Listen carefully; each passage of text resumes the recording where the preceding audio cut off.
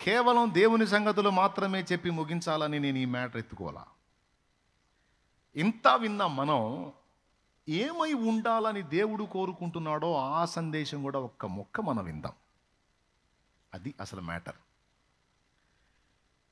ఎన్నో ఉపద్రవాలు మన మీదికి రాకుండా మనల్ని నిరంతరం అడ్డగిస్తూ మనల్ని ప్రొటెక్ట్ చేస్తున్నటువంటి దేవుడు మనము కూడా అడ్డగించువారము కావాలని కోరుకుంటున్నాడు. అది మన విషయంలో దేవునికున్న ఒక ప్రణాళిక. మనము కూడా అడ్డగించువారము కావాలి అని కోరుకుంటున్నాడండి. ఇది కీలకమైన విషయం, ఇది వినాలి ఇప్పుడు మీరు. నువ్వు కూడా అడ్డగించే వ్యక్తిగా ఉండాలనేది దేవుడు ఆశిస్తున్నాడు. దీనికి మీకు బైబిల్లో కొన్ని నిరూపణలు ఉన్నాయి. ఇశ్రాయేలు దేవుని మీద తిరుగుబాటు చేశారు మోషే నాయకత్వంలో. మోషే మీద తిరుగుబాటు చేశారు, తద్వారా దేవుని మీద తిరుగుబాటు చేశారు. ఆ ఆత్మీయ నాయకుడి మీద తిరుగుబాటు చేయటం పరోక్షంగా దేవుని మీద తిరుగుబాటు చేయటంగానే దేవుడు పరిగణిస్తాడు. అర్థమైందా?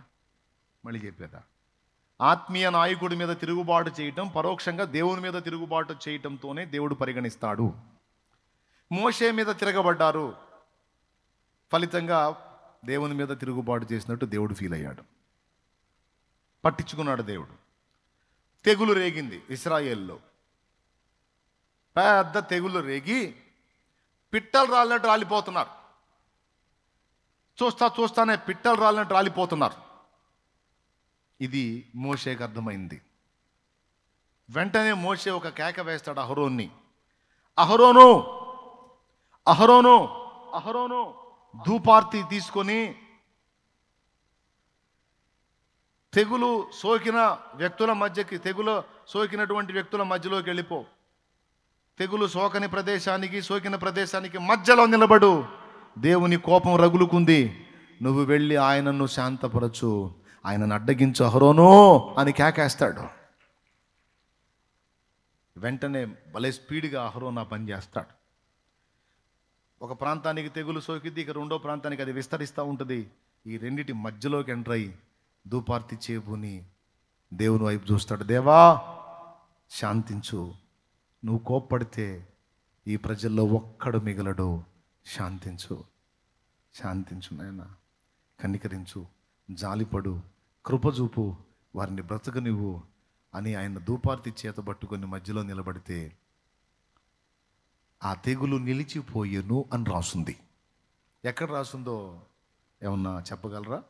సంఖ్యాకాండం 16వ అధ్యాయం 48వ వచనం. అదండి, చూడండి ఒకసారి. సంఖ్యాకాండం 16:48. అతడు చచ్చిన వారికిని బ్రతికి ఉన్న వారికిని మధ్యను నిలువబడగా తెగులు ఆగెను. బిడ్డలారా, చచ్చిన వారికిని బ్రతికున్న వారికిని మధ్యలో నిలబడ్డాడట. ఒకవేళ అహరోను ఆనాడు అడ్డగించకపోతే, ఎవరిని అడ్డగించకపోతే, దేవుని కోపాన్ని అడ్డగించకపోతే మొత్తం పిట్టలు రాలినట్టు రాలిపోయేవాళ్ళు. దేవుని ప్రజల మీదికి పెళ్ళున దిగుతున్న దేవుని కోపాగ్ని, ప్రచండమైన కోపాగ్ని తట్టుకోవటం ఎవడి వల్ల కాదు. ఆ కోపము దిగి రాకుండానట్లు వచ్చిన కోపమును దేవుడు ఆ కోపము నుండి మళ్ళుకొనున్నట్లు అహరోను దేవుని శాంతపరిచాడు. అహరోను చేసినటువంటి ఆ పనికి దేవుని కోపం ఆగిపోయింది, తెగులు నిలిచిపోయింది, మిగిలిన వాళ్ళంతా బతికిపోయారు. ఇక్కడ పాఠం ఏంటో తెలుసా?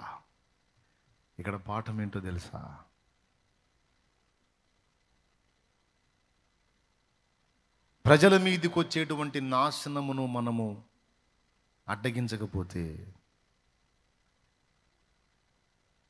అది ఎంతమందిని బలి తీసుకుంటుందో తెలియదు. క్రీస్తు రక్తము చేత విమోచింపబడి పరిశుద్ధపరచబడి పరిశుద్ధ జనముగా సొత్తైన ప్రజలముగా దేవుని సంబంధులంగా ఏర్పరచబడిన మనకు దేవుడిచ్చిన ఆధిక్యత ఎంత గొప్పదో తెలుసా? ఈరోజు ప్రపంచంలో జరుగుతున్నటువంటి విలయాలు చాలా, వాటిని దేవుడు రాకుండా తన్ను తాను అణచుకోవడానికి కారణం ఏంటో తెలుసా? దేవుని ప్రజలలో కొంతమంది పెడుతున్న మొర్ర, కొంతమంది చేస్తున్న విజ్ఞాపన. ఏర్పరచబడిన వారు, పిలువబడిన వారిలో కొంతమంది దేవుణ్ణి అడ్డగిస్తున్నారు. దేవా శాంతించు, కనికరించు, ప్రజలను నాశనమునకు అప్పగించొద్దు, దేశం మీదికి ప్రపంచం మీదికి విలయాలను రానియొద్దు, సమూల నాశనం కానియొద్దు, దేవా మన్నించు, దేవా కృపచూపని పిలవబడిన వారిలో కొంతమంది అనుదినము తమ ప్రార్థన, విజ్ఞాపన, స్తుతి, ధూపము చేత దేవుని శాంతపరచుచున్నందున దేవుడు నాశనమును ప్రపంచం మీదికి రానియకుండా వెనక్కి దగ్గుతున్నాడు. అలాగూ తనను అడ్డగించడానికి దేవుడే కొంతమందిని వ్యక్తులను ఏర్పరచుకున్నాడు. అందులో నువ్వు నేను కూడా ఉన్నాం. తెలుసా నీకు ఆ సంగతి? దేవుడు అలా ఏర్పరచుకున్న పాత్రల్లో నువ్వు నేనున్నాం. నువ్వు అనుకుంటావు, నేను ఒక్కదాన్ని పొద్దున్నే లేచి ప్రార్థన చేస్తే, నేను ఒక్కదాన్ని 3ంటికి లేచి ప్రార్థన చేస్తే, నేను ఒక్కడిని 3ంటికి లేచి ప్రార్థన చేస్తే నా దేశం మీదకి వచ్చే నాశనమును తప్పించుదేవా, ప్రకృతి విలయాలను తప్పించుదేవా, నా దేశము నాశనం కాకుండా కాపాడుదేవా, నా ప్రజల్ని రక్షించుదేవా అని నేను పెట్టే మొర్ర ఏ గాలికో పోతుంది, అది దేవుని దగ్గరికి చేరదు అని నువ్వు అనుకుంటావు. సోదరుడా, కోట్లాది మంది ప్రజలలో నేను ఒక్కడిని ఎంత, ఏ పాటి వాడిని, నా ఒక్కడి వలన ఏం జరుగుతుందని నువ్వు అనుకుంటావు. ఎన్నడూ అలా రానియొద్దు. నీ మొర్రకు దేవుడు విలువనిచ్చాడు, దాన్ని బట్టి చాలా వాటిని ఆపాడు. ఇప్పుడు అర్థం కాదు, రేపు నీకు అక్కడ పోయినాక అర్థమైద్ది.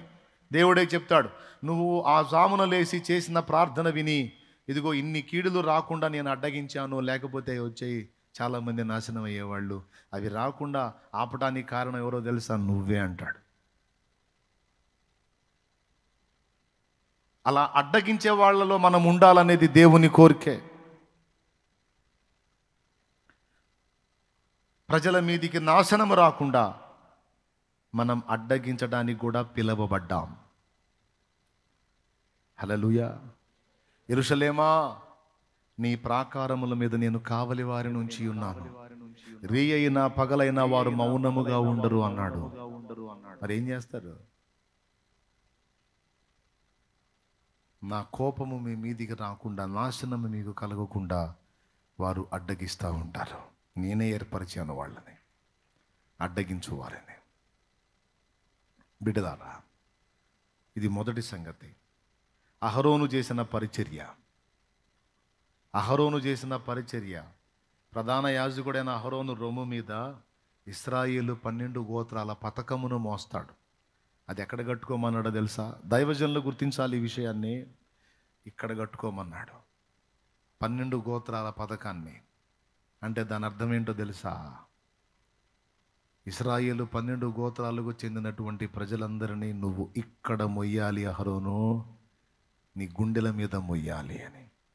ఒకసారి మోషే అంటాడు, చూడు, ఈ గొప్ప జనమును నా రొమ్మున మొయ్యమని చెప్తున్నావు, ఈ జనం ఏమన్నా తక్కువ ఉందా అని మోషే అంటాడు. గుర్తుందా? ప్రధాన యాజకుడికి ఉన్నటువంటి దుస్తులలో ఇక్కడ 12 గోత్రాల పథకాన్ని మొయ్యమంటాడంటే ఇశ్రాయేలు సర్వ సమాజం యొక్క రక్షణ, భద్రత అహరోను గుండెల మీద పెట్టుకొని మొయ్యాలి. అందుకే అహరోన్ చేత పని చేయించాడు మోషే. దేవునికి స్తోత్రం కలుగును గాక. సంఘ క్షేమాభివృద్ధి కొరకు, సంఘము యొక్క భద్రత కొరకు, సంఘము సత్యమందు స్థిరపరచబడుట కొరకు, సంఘములో దుర్బోధ తొలగిపోవుట కొరకు, సంఘములో సత్యస్థాపన జరుగునట్లు సంఘమును మన గుండె మీద మొయ్యాలి మనం. అది కదండి 12 గోత్రాల పథకం. లైన్కి 4, 3 వరుసలు, 3, 4, 12. 12 గోత్రాలు ఎక్కడ ధరించమన్నాడు? అదిగో రొమ్ము మీద, గుండె దగ్గర. దాని అర్థం ఏంటో తెలుసా? వారిని నీవు భరించాలి. దైవజనమా, మనకు దేవుడు అనుగ్రహించిన సంఘమే కాదు, సార్వత్రిక సంఘము, దాన్ని గూర్చిన బాధ్యత మనందరి మీద ఉంది. మన ప్రార్థన అందుకోసం ఉండాలి ప్రతిదినము. నీకు అప్పగించిన మంద చిన్నదో కానీ పెద్దదే కానీ దాన్ని గుండె మీద మోయాలి. దాని మీదికి నాశనం రాకుండా, కోపం రాకుండా, శాపము రాకుండా, దానిలో పాపం జరగకుండా దాన్ని మన గుండె మీద భరించాలి. దానికోసం మన విజ్ఞాపన ఉండాలి. ప్రతిదినము దాని విషయంలో మనం అడ్డగించాలి. శత్రువు దాన్ని అటాక్ చేయకుండా అడ్డగించాలి. దేవుని కోపం దాని మీదికి రాకుండా మనం అడ్డగించే పాత్ర పోషించాలి.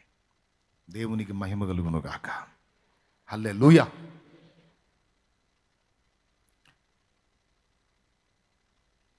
ఫినెహాసు అనేవాడు ఒక పని చేస్తాడు.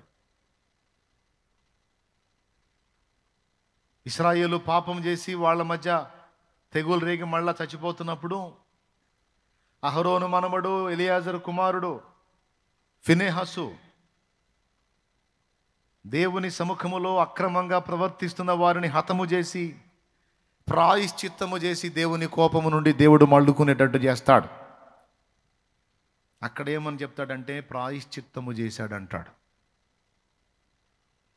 దేవునికి స్తోత్రం కలుగును గాక.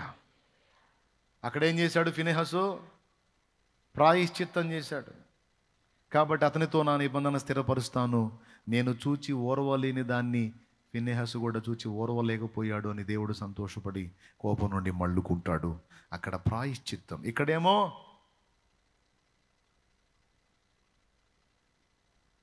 తెగులు నిలిపేశాడు, నాశనాన్ని తప్పించాడు. ఇక్కడ ధూపం వేసి, ఈ ధూపమేమో విజ్ఞాపనకు గుర్తు. అక్కడేమో ప్రాయశ్చిత్తం చేశాడు, చేసి ఇశ్రాయేలు మీద తెగులు తొలగిపోయేటట్టుగా ఫినెహాసు చేస్తాడు. కనపడలేదా?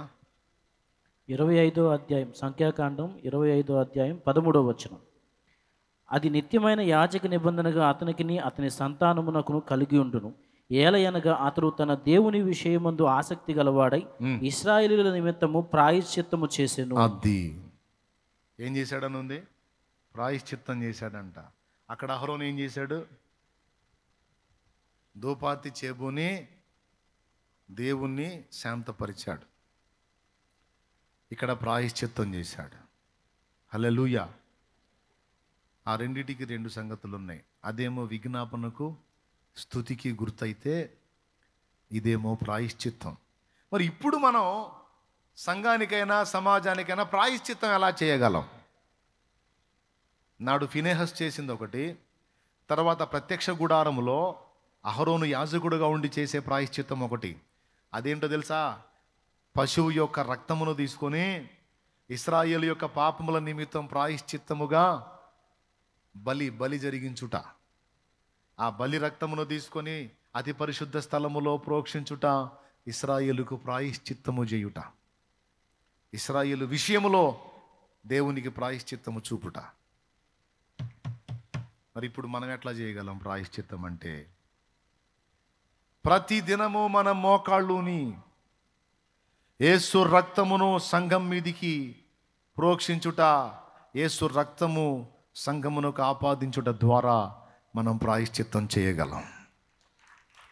ప్రభువా, సంఘము మీద నీ రక్తము ప్రోక్షించు, సంఘములో ఉన్న ఒక్కొక్క ఆత్మని నీ రక్తముతో కడుగు, నన్ను కడుగు, నా ఇంటి వారిని కడుగు, సంఘమనే నా కుటుంబాన్ని కడుగు, మమ్మల్ని అందరినీ నీ పరిశుద్ధ రక్తము కిందికి తీసుకో, నీ రక్తముతో కడుగు, పరిశుద్ధపరచు అని యేసు రక్తమును ప్రాయశ్చిత్తార్థ బలిగా ఆయన చిందించాడు గనుక ఆ రక్తము కిందికి మనం ప్రతిదినం సంఘమును ఇంటి వారిని తీసుకొని రావాలి. సీరియస్గా తీసుకుంటున్నారా, వదిలేస్తున్నారా?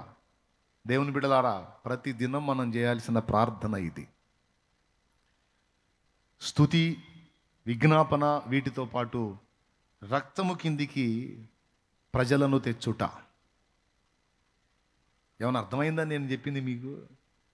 ప్రతిదినము నీ గడప యొద్దనే కాచుకొని కూర్చున్నాము, ప్రజలందరినీ రక్షించమని నిన్నే వేడుకున్నాము. ప్రేమ కలిగిన యేసు దైవమా, నీవే మాకు శరణం. ప్రేమ కలిగిన యేసు దైవమా, నీవే మాకు శరణం. పాపుల కోసం చింది ఉన్నని రక్తమే మాకు అభయం. పాపుల కోసం చింది ఉన్నని రక్తమే మాకు అభయం. దేవా దర్శించుము, దేవా దీవించుము, దేవా దర్శించు మా దేశం, మా భారతదేశం. విజ్ఞాపనలు చేశాము మా దేశ ప్రజల కోసం. దేవా దర్శించు మా దేశం, మా భారతదేశం. విజ్ఞాపనలు చేశాము మా దేశ ప్రజల కోసం. హల్లెలూయా. దేవుడు కూడా వెతుకుతాడట. ప్రాయశ్చిత్తం చూపించే వాళ్ళు ఎవరు, ప్రాయశ్చిత్తం జరిగించే వాళ్ళు ఎవరు? గుర్తుపెట్టుకో, నీ ఇంటి వారి కొరకు. ఆనాడు ఇశ్రాయేల్ రక్షణ కొరకు ఇంటి వారి కొరకు పస్కా పశువు వధింపబడినట్లు, దాని రక్తం ఇంటి వారి రక్షణకు కారణమైనట్లు, సంఘం అనే ఇల్లు, వ్యక్తిగతంగా అనే ఇల్లు రెండు క్షేమం పొందినట్లు ప్రతి దినము యేసు రక్తము కిందికి సంఘాన్ని దేవాలి, కుటుంబాన్ని దేవాలి, నిన్ను నువ్వు తెచ్చుకోవాలి. ఏమర్థమైందో ఒక్క మొక్క చెప్పండి. ఇప్పుడు నేను చెప్పింది ప్రతి ఉదయం మోకాళ్ళుని యేసు రక్తం కిందికి ఎవరిని దేవాలి?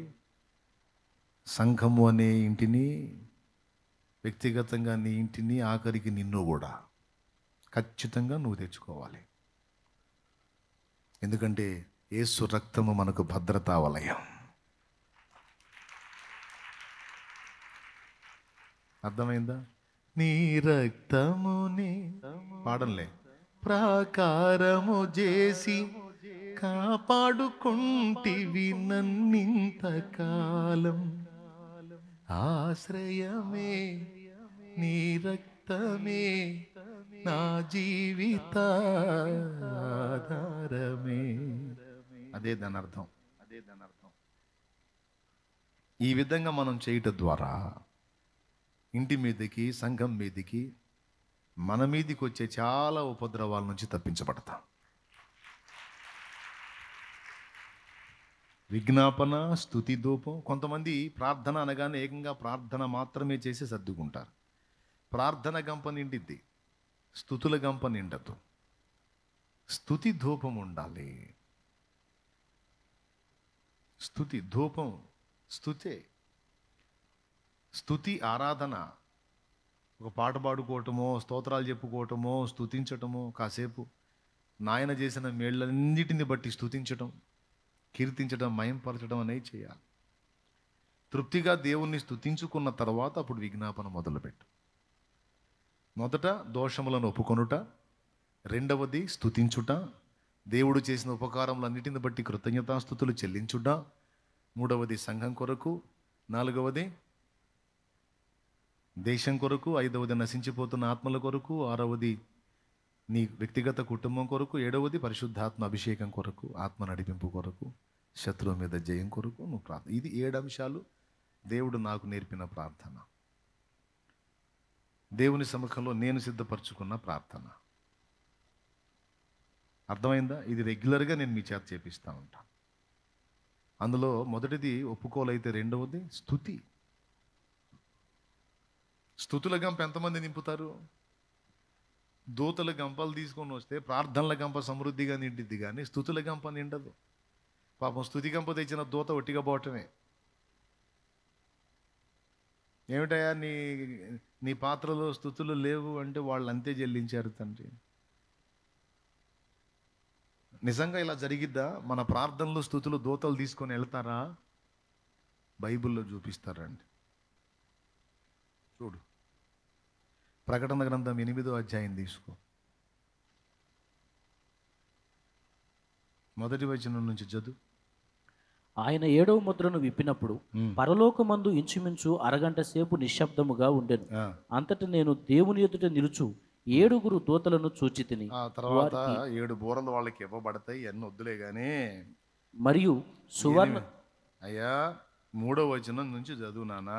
మరియు సువర్ణ ధూపార్తి చేత పట్టుకుని ఉన్న వేరొక దూత వచ్చి బలిపీఠం ఎదుట నిలువగా, సింహాసనం ఎదుట ఉన్న సువర్ణ బలిపీఠం పైన పరిశుద్ధులందరి ప్రార్థనలతో కలుపుటకై అతనికి బహు దోపద్రవ్యములు ఇయ్యబడి పరిశుద్ధులందరి ప్రార్థనలతో అందులో నువ్వు ఉన్నావా లేవా? యేసు రక్తం చేత విమోచింపబడి పరిశుద్ధురాలు అయ్యావా లేదా? అప్పుడు నీ ప్రార్థన కూడా అక్కడికి వెళ్ళిందా లేదా? దూత ఏం చేస్తున్నాడో చూడు. అప్పుడు ఆ దోపద్రవ్యముల పొగ పరిశుద్ధుల ప్రార్థనలతో కలిసి దూత చేతిలో నుండి పైకి లేచి దేవుని సన్నిధిని చేరెను. అద్దుగో ప్రార్థన ఎవరి చేతిలో నుండి వెళ్తుంది దేవుని సన్నిధికి? సరిపోయిద్దా ఈ నిరూపణ? ఎవరి చేతిలో నుంచి వెళ్తుంది? దూత చేతిలో నుండి వెళ్తుంది. అప్పుడు మన ప్రార్థనలు తీసుకెళ్ళడానికి ఎవరు వస్తారు? ఉందా? మీకు దండం పెడ చెప్పండి.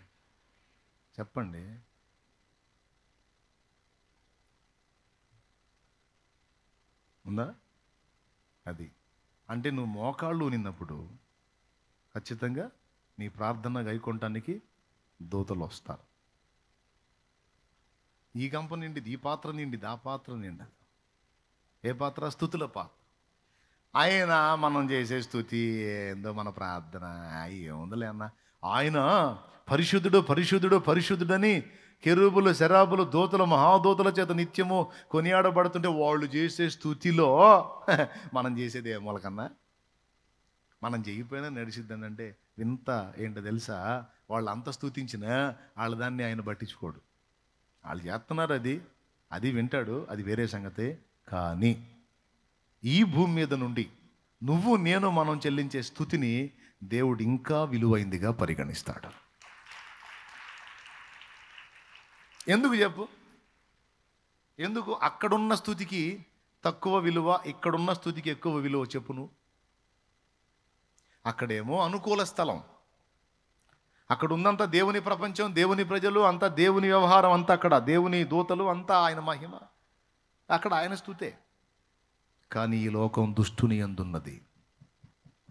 ఇక్కడ వేరే ప్రభుత్వం నడుస్తుంది, సాతాను ప్రభుత్వం. మరి ఆ ప్రభుత్వంలో ఉన్నటువంటి మనుషులు దేవుణ్ణి ఆరాధించడం అంటే చిన్న విషయం కాదు. ప్రతికూలత ఎక్కువ, ఆకర్షణలు ఎక్కువ, పాపం ఎక్కువ, అహిక వాంఛలు ఎక్కువ.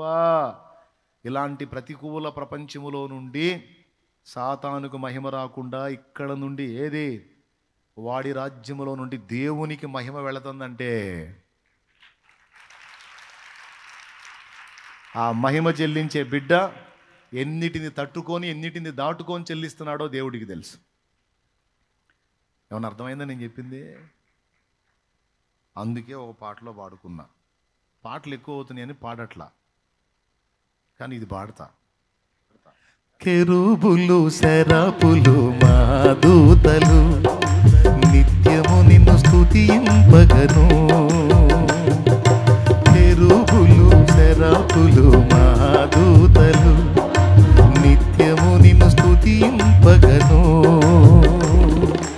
ఎన్నికలేని నా స్తుతి కోసము, ఎన్నికలేని నా స్తుతి కోసము మిగులాశతో చూచుచుంటివా, మిగులాశతో చూచుచుంటివా.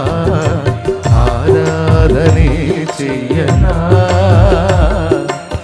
ఆనందమే పొందనా, ఆరాధనే చెయ్యనా, ఆనందమే పొందనా. దేవా నా దేవుడవు నీవేనని, నామదినే లేదా రాజు నీవేనని. హల్లెలూయా. అందుకే నేను పాడేది ఎక్కువ. ఛాన్స్ దొరికితే అరడజనైనా పాడటానికి ఇష్టపడేది. ఎందుకంటే స్తుతి ఇష్టం ఆయనకి. ఇక్కడి నుంచి వచ్చే స్తుతి ఇంకా విలువైంది. పాపము నిండిన ఈ సమాజంలో, నీతి మాలిన సమాజములో, సైతాను గవర్నమెంటు, సైతానుగాడు భూమండలం మొత్తాన్ని పరిపాలిస్తున్న పరిస్థితుల్లో ఉన్న ఈ సమాజంలో దేవునికి మహిమ ఏంటండి? కానీ ఇలాంటి దానిలో కూడా దేవునికి మహిమ చెల్లించేదే తన సంఘము, సంఘములోని పరిశుద్ధులు. అందుకే కోటాను కోట్ల ప్రపంచాలున్నా, కోటాను కోట్ల సమాజాలున్నా, లెక్కకు మించినటువంటి కన్యకలు అంటే లెక్క పెట్టలేనన్ని ప్రపంచాలు ఉన్నా, అందులో కోటాను కోట్ల రకరకాల వ్యక్తులు ఉన్నా, అందరిని పక్కన పెట్టి ఈ భూమండలం మీద నుంచి వచ్చే స్తుతిని స్పెషల్గా వింటాడట. మన స్తుతిని వింటాడు, మనం ఒకళ్ళతో ఒకళ్ళు మాట్లాడుకోవటం కూడా వింటాడు. తన భక్తులు ఒకరితోనొకరు మాట్లాడుకుని చూడగా యెహోవా చెవియొగ్గి ఆలకించును. అసలు ఆయన ఎక్కడ, మనం ఎక్కడ? మన సంభాషణ వింటాడు, స్తుతి వింటాడు, ప్రార్థన వింటాడు, విజ్ఞాపన వింటాడు, కీర్తన వింటాడు, ఆరాధన వింటాడు. అందుకే సమయమందును అసమయమందును దేవ సంస్తుతి, శ్రీమంతుడగు యెహోవా సంస్తుతి. ఎప్పుడు స్తోత్రాలు చెప్తా ఉండు, హల్లెలూయా స్తోత్రం తండ్రి నీకు వందనాలు అనుకుంటా ఉండు. ఎంత బాగుంటుందో. కానీ నీ వల్ల కాదు. ఏడాడ చెత్తంతా వాగబుద్ధి అయింది, కానీ స్తుతి మాత్రం మనకు చెల్లించబుద్ధి కాదు. పనికి మళ్ళీ మాటలు చెప్పి వాగుతానే ఉంటాం. స్తుతి ఉండదు. ప్రార్థనకు ఉపక్రమించినప్పుడు స్తుతించటం అనేది గుర్తుపెట్టుకోండి. దానికి కూడా టైం తీసుకోండి. యాంత్రికంగా స్తుతి స్తోత్రం అనకండి. నువ్వు ఎందుకు స్తుతిస్తున్నావో చెప్పు. దేవా, నాకు చేసిన ఉపకారములన్నిటి కొరకు నీకు స్తోత్రం అని ఎన్ని కార్యాలు నీ ఎడల చేశాడో అవకాశం ఉన్నంత వరకు స్తుతి స్తోత్రం చెప్పు.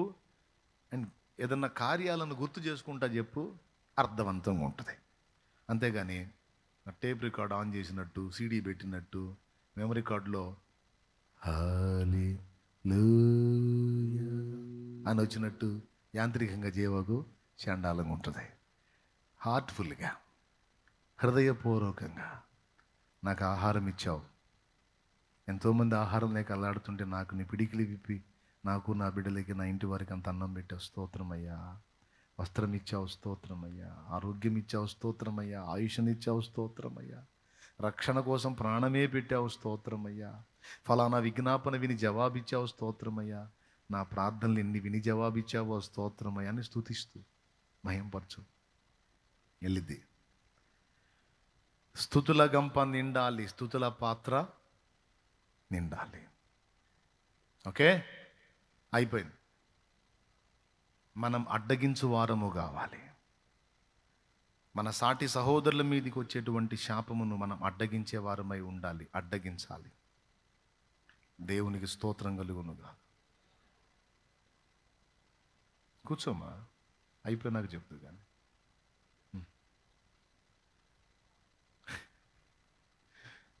కింద పడేసేటట్టున్నావు. చిన్నంగా లాగాలి. ఏంది అట్లా లాగుతున్నావు? కింద పడేసేటట్టున్నావు నువ్వు.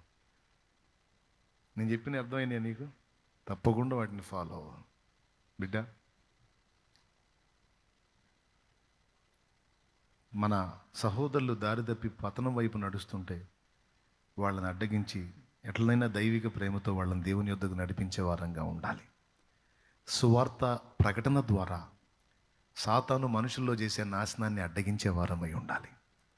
మనం ప్రార్థించటం, స్తుతించటం, ప్రాయశ్చిత్తం చేయటమే కాదు, సువార్త ప్రకటించటం ద్వారా మనుషులకు కలిగేటువంటి నిత్య నరకం అనే శిక్షను మనం అడ్డగించి ఆత్మలను కాపాడుతున్న లెక్కలోకి వస్తాం. మనం సువార్త ప్రకటన మనం చేయకపోతే మనం అడ్డగించే వారి లిస్టులో ఉన్నాం.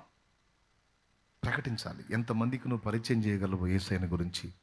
నువ్వు పనిచేసే స్థలంలో, నువ్వు వ్యాపారం చేసే స్థలంలో, చదువుకునే స్థలంలో నీకు పాసిబిలిటీ ఉన్నంత వరకు ఇతరులకు నువ్వు ప్రకటిస్తూ ఉంటే, ఇతరులకు నువ్వు యేసయ్యను పరిచయం చేస్తూ ఉంటే నాశనం కాకుండా వాళ్ళ జీవితాలను అడ్డగించిన దానివి అవుతావు, అడ్డగించినోడివి అవుతావు. ఏమన్నా అర్థమైందని నేను చెప్పింది?